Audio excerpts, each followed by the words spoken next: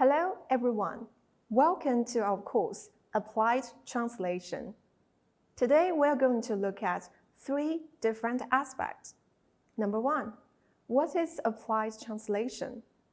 Number 2, the significance of applied translation. And number 3, the orientation and categories of applied translation studies. When we talk about applied translation, what are we referring to? Different scholars have different perspectives. Early in the 1950s, Casagrande has classified translation into 4 categories. The first one is aesthetic translation, ethnographic translation, linguistic translation, and pragmatic translation.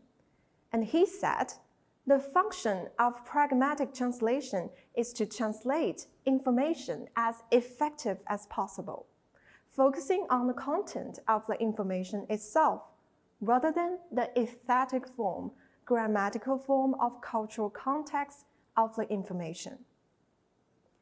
According to Casagrande, the translation of scientific papers, government documents, product brochures, etc., is included in applied translation. Well, Peter Newmark has a more specific classification. He referred to technology translation as specialized translation, and the translation of text involving politics, business, finance, government, and other fields as institutional translation. From Catherine Reis, the founder of German functionalist scopal theory, divided the text into 3 categories. Informational text, the main function is to tell readers the real facts and phenomenon of the world. The second one is operative text, for the purpose of making readers have illocutionary reactions. Number 3 is expressive text, mainly makes readers to have an aesthetic inference. What's more, French translation theorist Deleuze distinguished applied translation from literary translation in his book Translation, an Interpretive Approach in 1988. Its definition of pragmatic translation is the translation of practical text with the basic purpose of conveying information by using pragmatic knowledge.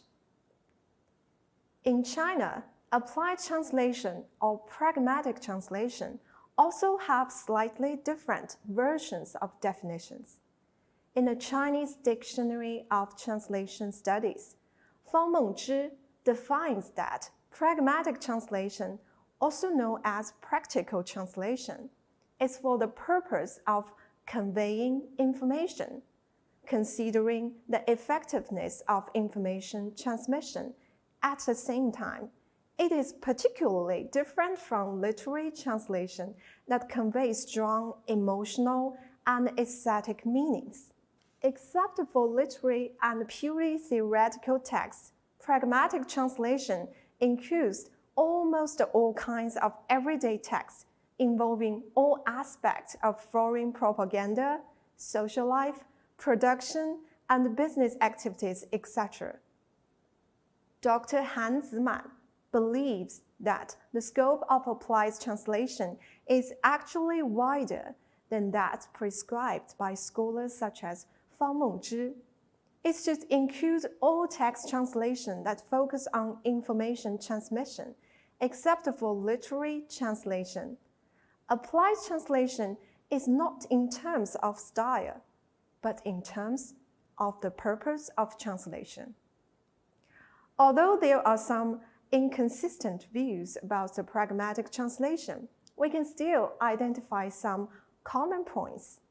The first one is applied translation aims at conveying information while considering the effectiveness of conveying information.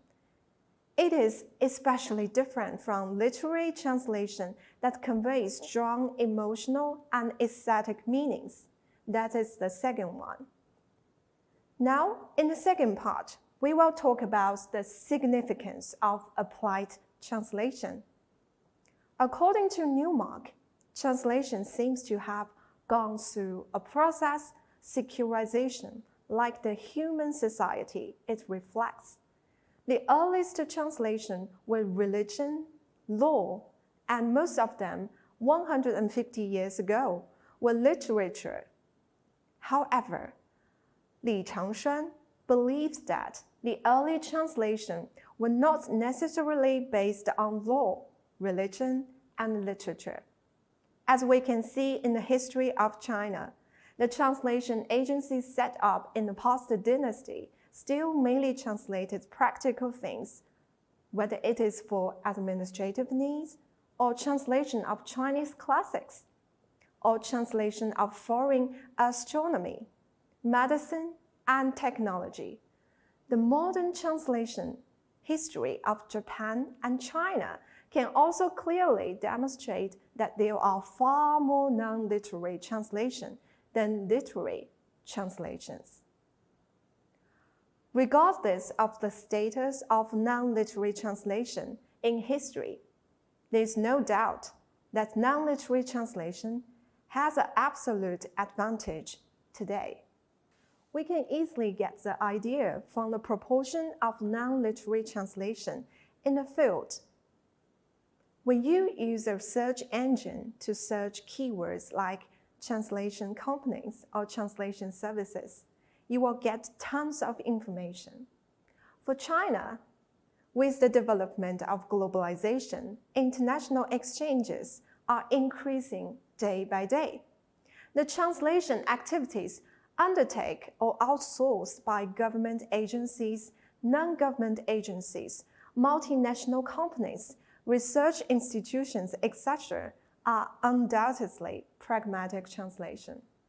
Although it has played such a big role in promoting historical process and social development, pragmatic translation hasn't received the attention it deserves. This is inconsistent with its extra status, and its importance should be recognized. The last section we will talk about is the orientation and categories of applied translation studies. And let's first look at the chart by Holmes. And this chart has laid a foundation of the contemporary translation studies. However, we can find there's no place for pragmatic translation studies. You can find a branch called Applied, focusing on training, aids, and criticism, and it is different from what we are now called as pragmatic translation. In China, Fang Mengzhi argues that applied translation studies paralleling to literary one is an important component of translation studies as a discipline.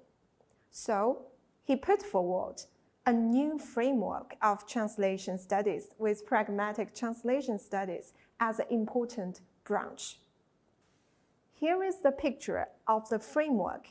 From the chart, we can easily get the idea that both applied and literary translation studies form special translation studies, and they are equally important.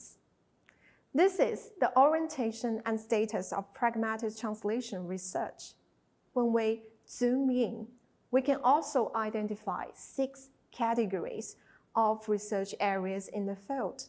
They are theoretical study, strategic study, technical study, typology terms and terminological bank, and translation localization and globalization. The first 3 are ontological studies of pragmatic translation, while the latter 3 are special studies on special issues of pragmatic translation. The micro-theory of applied translation or theoretical translation is to study the various relationships between the subjects and the objects, including the author, the work, the translator, the translation, the reader, intermediary and objective roles, evaluation systems, and basic category systems. It is the soul of the discipline. Number 2, strategic theory is a plan or strategy derives from the synthesis and induction of universal phenomena, techniques, and methods in the translation process, or a model and framework derives from micro-theories. It is the bridge between theoretical studies and the technical studies. Number 3, the micro-level studies refers to the study of techniques or methods that can directly affect translation operations and is closest to translation practice. Typology is one of the main ways for humans to understand things. Through classification research, people can understand the differences and connections between things.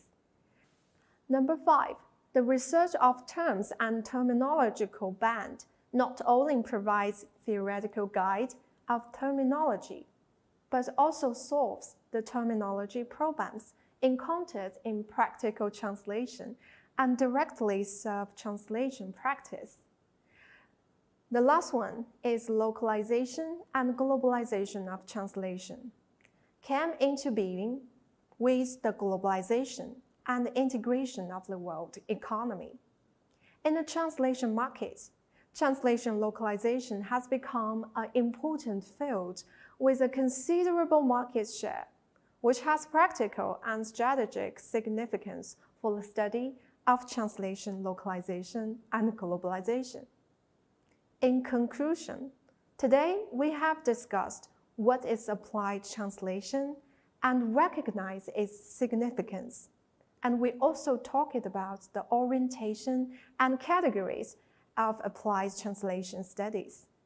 I think you have already get a general picture of applied translation. Thank you for your listening. See you next time.